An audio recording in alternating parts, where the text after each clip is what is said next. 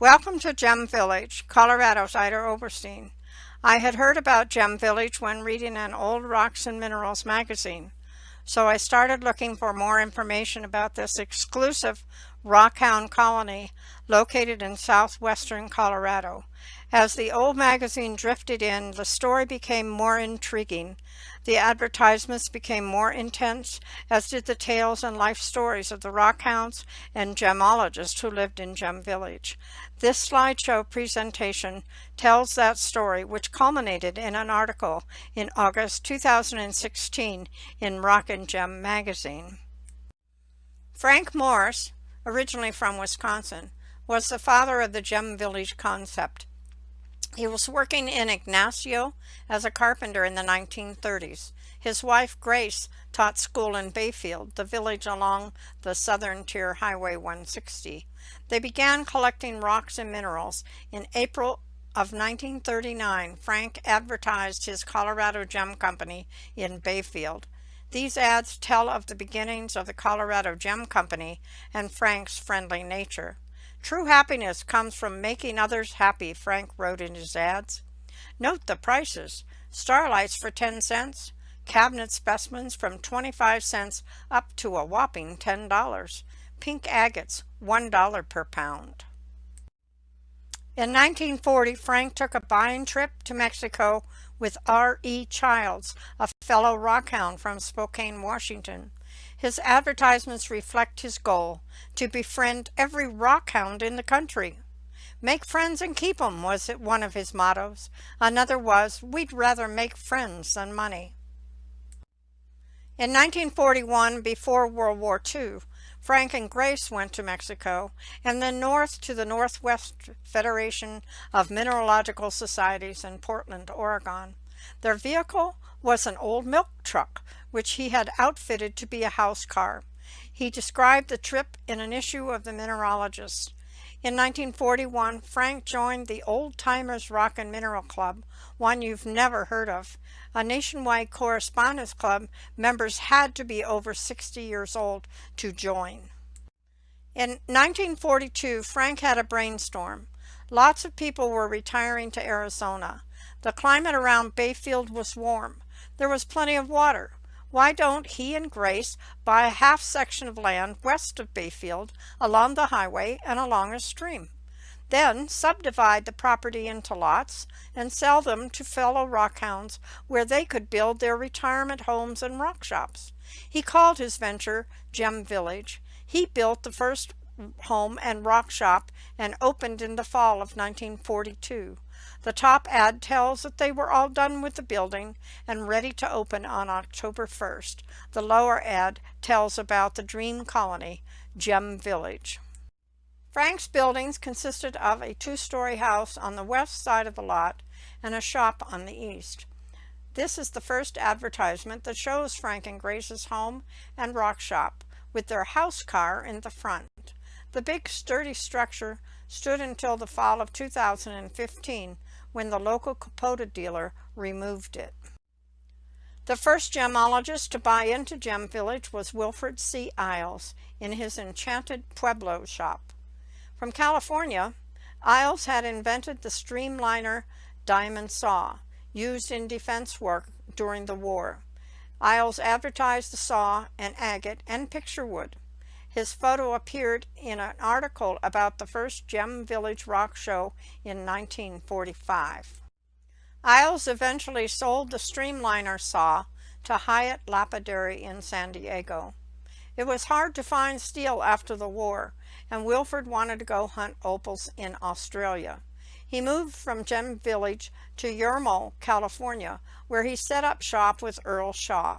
After his sojourn in Australia, he returned to California and to Yermo. The first of over 25 rock and gem shows was held in July of 1945. An article, complete with black and white photographs, appeared in a Western Life-type magazine. Frank and Grace posed in their shop, and the photographs included one of a big quartz crystal, a geode, and other rocks of interest. One photograph showed the outside of Frank's building, with dealers set up in the gravel parking lot. In the neighborhood, other rock shops were thriving. One longtime shop was Marvin's, 18 miles away in Durango. By the end of 1945, Frank had sold 45 lots. He advertised Gem Village as a paradise for rockhound, artist, collector, hobbyist, and sportsman, in the same type of verbiage we would use to describe Sedona, Arizona today. His offerings included Amazonite from eastern Colorado, meaning east of Bayfield, and special Colorado plume agate from Del Norte, a site that had just recently been discovered. Note that the mailing address was Bayfield. Gem Village never had its own post office. That would have been a wonderful promotional postmark, like Loveland in February, and the residents applied for post office, but it never materialized. In 1946, S.N. Green, wife and daughter, moved their gem exchange from Lake Bluff, Illinois, north of Chicago, to Gem Village. They had been in business since 1938. Interestingly, none of their early ads had a street address, post office box, or telephone. The weather in Gem Village was certainly much better than along the shores of Lake Michigan in Illinois. They sold the All-American Guild outfit for gem cutting, complete for $55. Plus, they sold an attachment to the Guild outfit, Dr. Willem's unique faceting device, for $15. You need to get an old copy of the book The Art of Gem Cutting by H.C. Dake, the editor of Mineralogist magazine, to understand how it worked. Another rock shop in Gem Village was the Pan American Mining Company. They sold Colorado carnotite, a hot item after World War II, agate, and the new Colorado carnelian that Wilfred Isles and Oscar Gisler had discovered near Wolf Creek Pass. In 1946, Frank's paradise was shattered when Grace died of cancer. Frank put the Colorado Gem Company on the market. In 1947, a buyer, Eddie Neuenschwander, came from California. Friendly Frank thanked his customers and encouraged them to deal with Ed. Ed Neuenschwander had been hired by the Bureau of Indian Affairs to teach the natives silversmithing. The Neuenschwanders ran the Colorado Gem Company for over 10 years. During that time, Ed taught young Larry Sanchez silversmithing. Larry Sanchez was the son of the owners of San Juan Gems, and now operates that shop in Cortez. So the Gem Village influence is now on its third generation. Ralph Bennett, the Fort Lewis College professor who had written about the first show, covered the second show, held in September of 1946. A big event for the neighborhood. It drew 111 visitors. In the report, the village turned into Gem City. Important exhibitors included Mr. and Mrs. Claude C. Neely and her parents, Mr. and Mrs. Jim Wiley, who lived in Cajon, Colorado, west of the La Plata Mountains.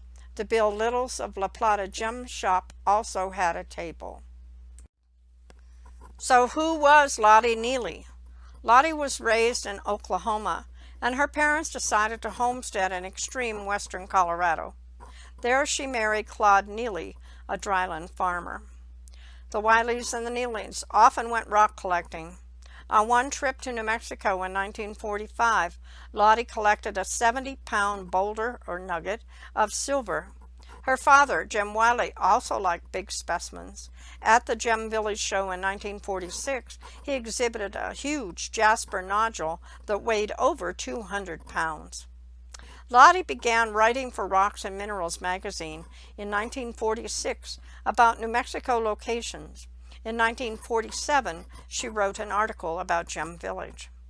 She ended it by saying, "I would say life and business could be very pleasant and profitable in Gem Village," and then heeded her own good advice, left Claude to the farm, got a divorce, lived briefly in Durango, then moved to Gem Village and married ELIAS Shipley, one of the early rock shop owners. Rockhounding was a popular hobby after World War II. Many rock clubs formed about that time, including the Four Corners Rock Club in Durango. Their first show was in August of 1947, part of the annual Spanish Trails Fiesta in Durango. Their float in the parade, a model of the Four Corners Monument, on a trailer pulled by a truck covered with crepe paper, won second place in the contest. The Four Corners Rock Club is still in existence. After Lottie moved to Gem Village, promotions picked up. The village's third show in 1947 was a one-day affair in October. Participation included a stone button manufacturer from New Mexico and mineral collectors from Denver and Colorado Springs. The Jasper boulder made its appearance, perhaps it hadn't been moved since the previous year, along with the regular residents of Gem Village, the Greens, Neuenschwanders, Shipleys, Bob Taylors, and the Purcells. Lottie reported the show in Rocks and Minerals magazine. Summarizing her article, Lottie wrote, "We of Gem Village do not judge you by the clothes you wear or the car you drive. We ask only that you be the right kind of person. Our hand clasp is warm and our doors are open in true Western hospitality. When you have to travel on, you will find a little feeling inside you, wishing you could linger longer. That, my friend, is Gem Village in southwest Colorado." The 1948 show was held in June in conjunction with the Four Corners Club. Why? The Rocky Mountain Federation held their convention in Denver and sponsored a field trip to Mesa Verde. Gem Village was a great overnight stop along the way. The editor of Earth Science Digest spent 4 days in the village visiting the residents. Frank only had 4 lots to sell in 1948, so he had made good on his plan. Which lot had the dwelling and shop in his notice is not known. But all of the dealers were honest, reliable, courteous, and glad to help. They sold everything from gems to books, antiques, stamps, old coins, and Indian artifacts. You can find most of that today in the present Village Antique Shop. In 1952, Ross and Ethel Glenn opened their Coloradoan motel and cafe with rock shop built in. This ad is the first of many combined ads in which the residents shared the expenses for a full page in The Mineralogist or Rocks and Minerals. Eventually, when the opportunity arose, the Glenns took their rock shop to Durango, where it became the Treasure Tunnel, part of the Durango-Silverton Railroad tourist attraction. They didn't take this spectacular fireplace, built from rounded boulders of the Vallecito porphyry collected near Vallecito Reservoir. It still stands as part of the Billy Goat Saloon. Ads for the Coloradoan included a new find of santonitic agate. For a while, the Glenns operated 2 shops, but then came the pre-moving sale ad as they prepared to close the shop in Gem Village. The Treasure Tunnel was part of the Rio Grande Railroad's multi-million-dollar vacation center. The buildings in Gem Village were turned into a saloon, the longest lasting being the Billy Goat, over 32 years old now. In 1952, Lottie wrote her famous All Roads Lead to Gem Village article for Lapidary Journal, her first article for that magazine. The article included a map in the center of which was a gemstone showing this small village in southwestern Colorado. That map was reproduced in the recent Rocks and Gems magazine article. In 1952, the Canyon City Geology Club, the oldest rock club in the state, hosted the combined American Federation of Mineralogical Societies and the Rocky Mountain Federation. This cute cartoon was part of the promotion to bring rockhounds to the state. Unfortunately, the club lost money on the show, but the Canyon City Chamber of Commerce covered their debt, even after the Colorado Mineral Society offered to help out. Jim Hurlbut, then president of the Colorado Mineral Society, wrote the letter offering the help. Jim is now 96 years old and still active in Denver area clubs and the show. Another combined advertisement came out in 1954, introducing the House of the Four Winds and the Handy Corner store with its gas station. That shop was recently demolished to make room for the Village Antiques, which dominates the retail shops in Gem Village today. Look at the deal and trust that Lottie had in her customers.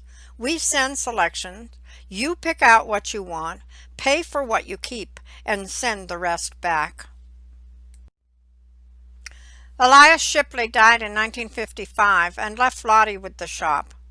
An article appeared in September of 1955 in the Rocky Mountain News about Gem Village, Colorado's most unusual town, with a large photo of Lottie and her silver nugget. In 1956, another new shop appeared, the Treasure House, owned by the Copeland Company from New Mexico. The 12th annual show, but I think by this time folks were losing count, was to be in September. Mrs. Frances George, the contact person, served as secretary of the Navajo Trails Rock Club for years. When Lottie emerged from mourning Elias, she had a new husband, Byron Rohde. Byron was a World War II veteran and an inventor. They enlarged and reopened the shop and ran an ad with a ship on it. Another group of rock shops was giving Gem Village a run for its money in Idaho Springs. The Dog Sled Shop led that group of 4 shops, which claimed to be the largest gem center in the country. The Dog Sled Shop building still stands in Idaho Springs.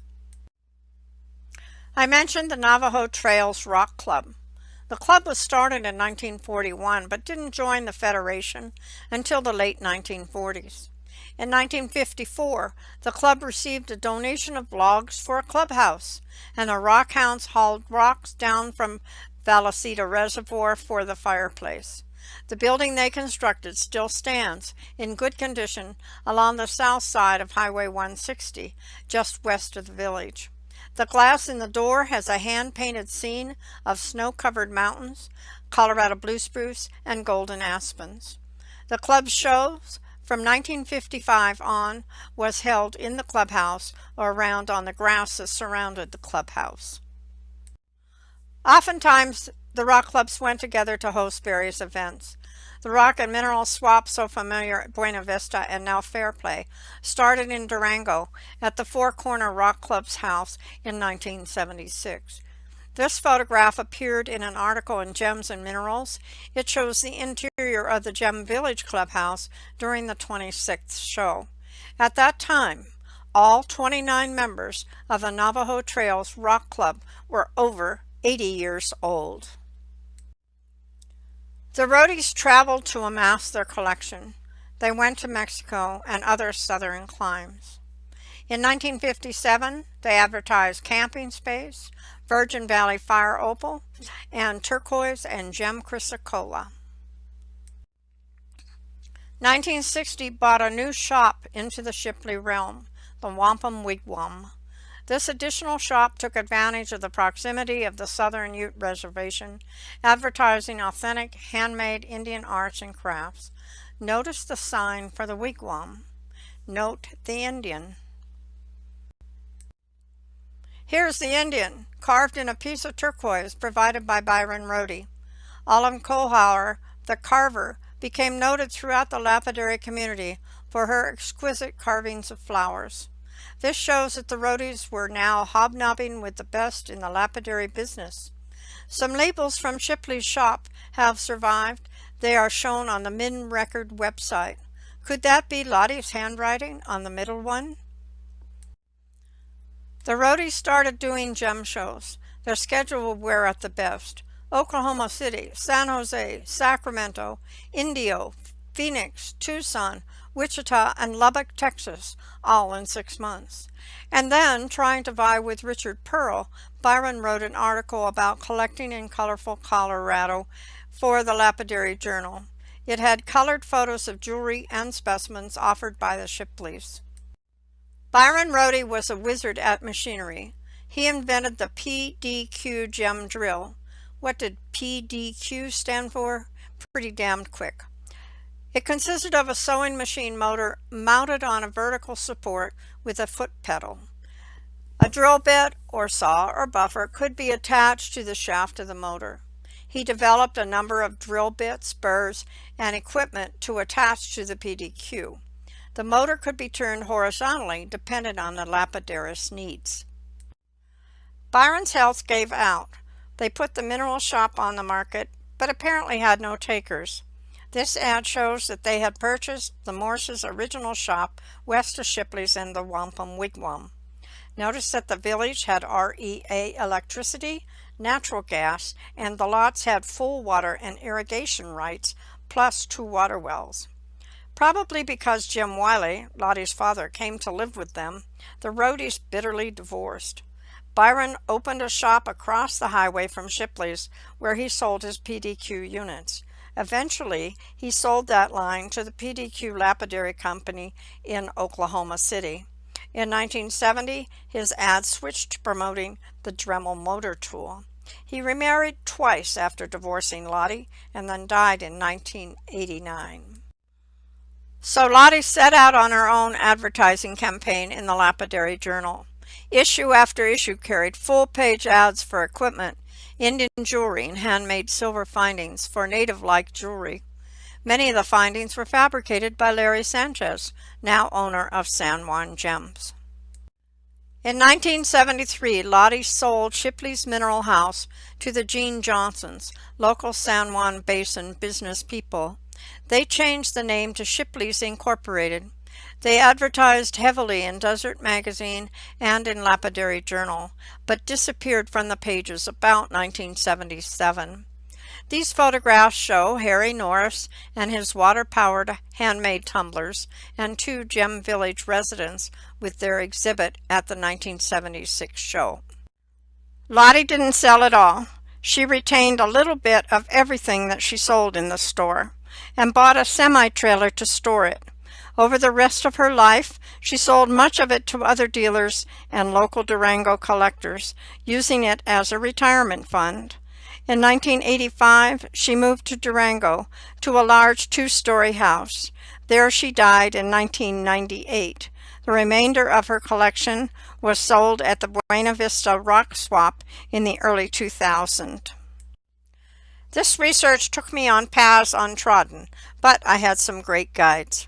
Richard Jager, former American Federation of Mineralogical Societies president, told of stopping by Shipley's as a teenager, then going back to Tulsa and joining the rock club there. So there is another Gem Village influence in its second generation.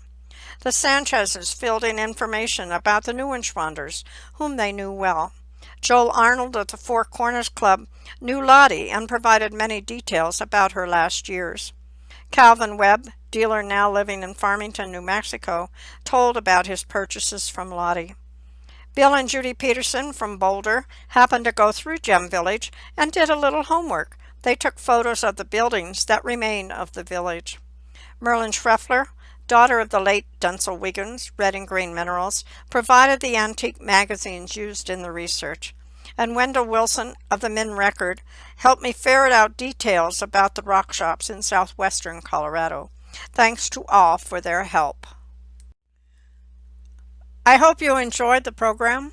On your next trip through southern Colorado, stop in Gem Village at the antique store and relive its history. Remember, it all began with rockhounds.